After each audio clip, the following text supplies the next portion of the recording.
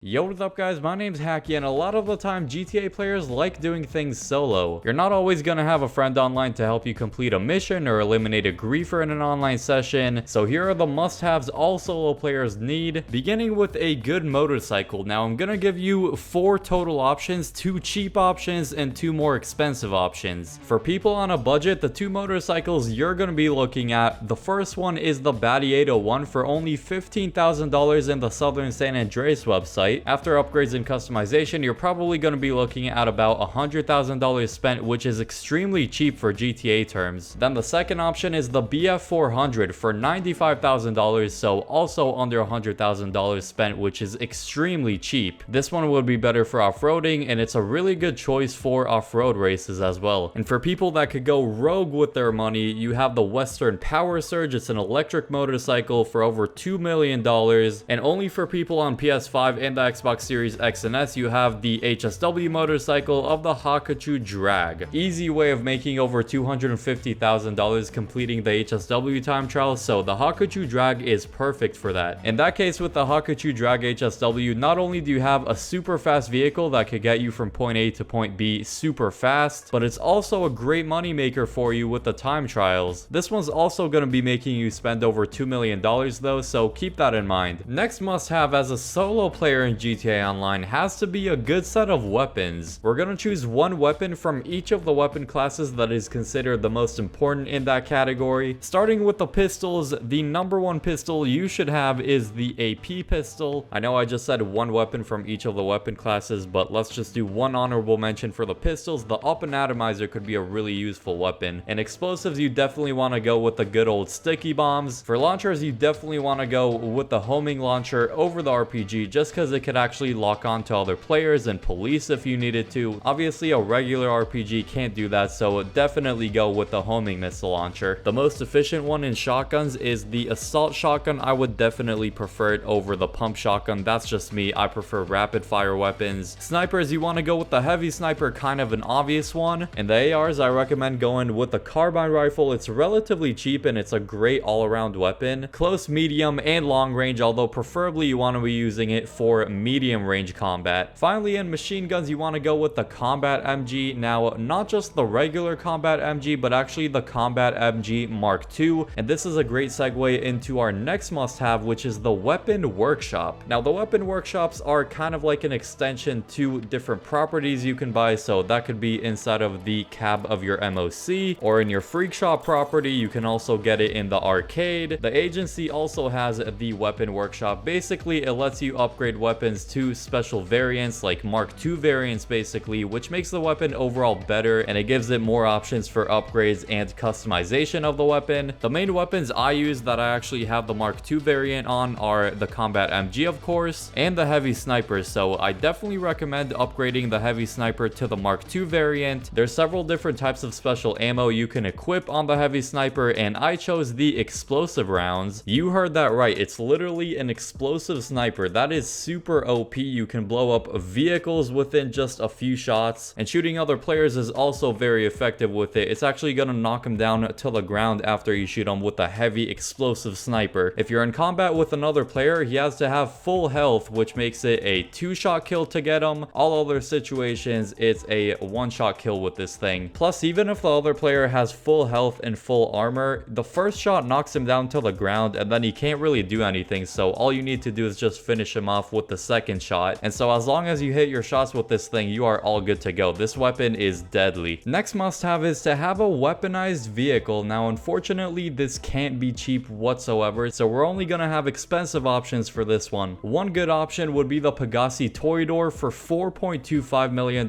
before upgrades. It actually used to be $600,000 cheaper, but Rockstar said, hey, this vehicle is pretty good, let's raise the price of it. The Toreador has some great tracking on its homing missiles. It also has a machine gun equipped. It has 2 rocket boosts on the back of it, which actually recharge really quick, probably the quickest out of any rocket boosted vehicle. And the most special part about it is if you hold right on the D-pad, you can actually make it into a submarine. So if you drive into a body of water, it doesn't drown. You can actually just use it as an underwater vehicle, and you can rocket boost underwater. So it's actually pretty quick down there too. Second option for a weaponized vehicle is a whole nother level of expensive. You actually need a terabyte to be able to own it in the first place, and then it's going to cost you $8 million to get the Oppressor Mark II. Now, you know how Rockstar bumped up the price of the Toreador about $600,000? Well, Rockstar bumped up the price of this thing from under $4 million to $8 million bucks, so they really made it over $4 million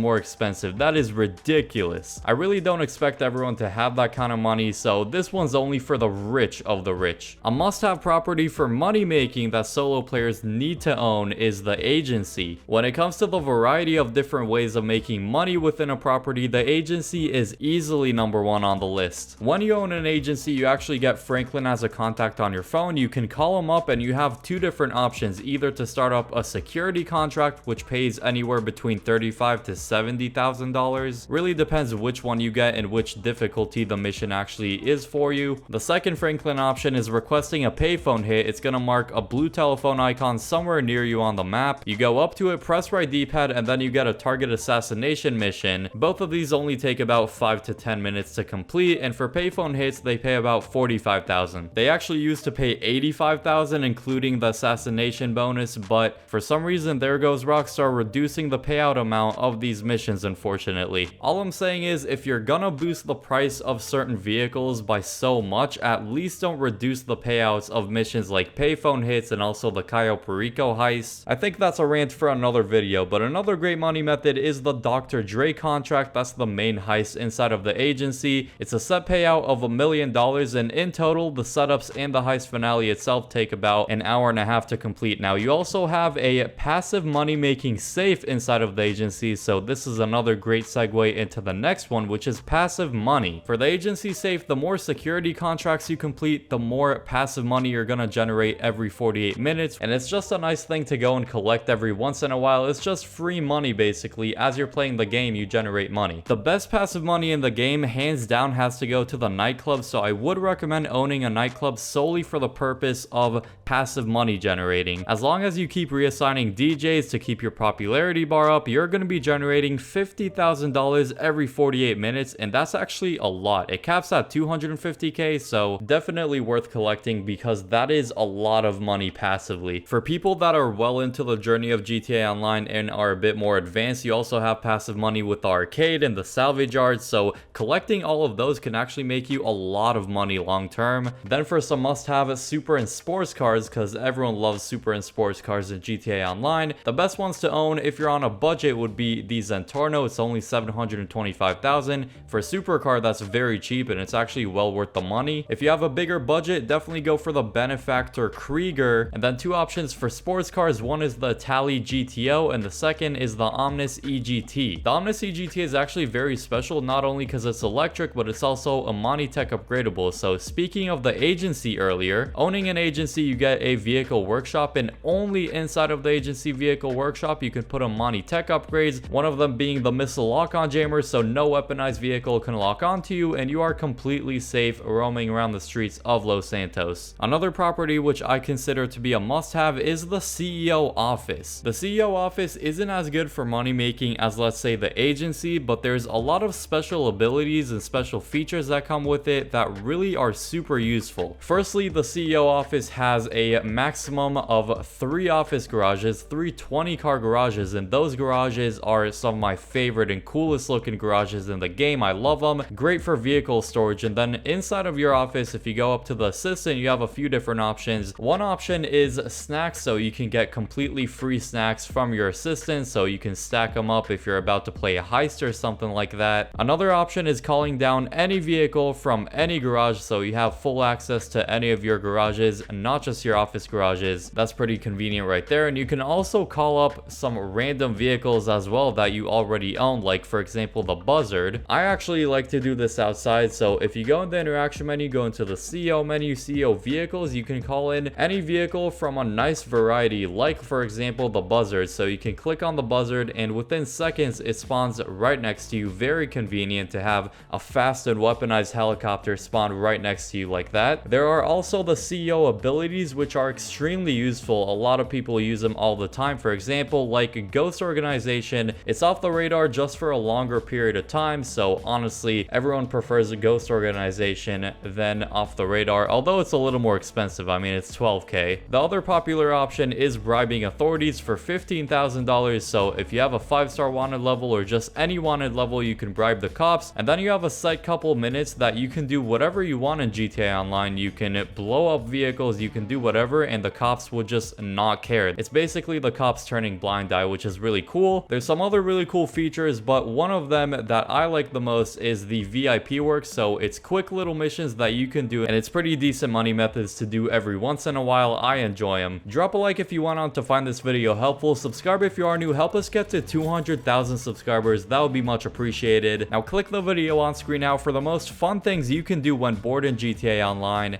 I hope you all enjoy that video, and peace.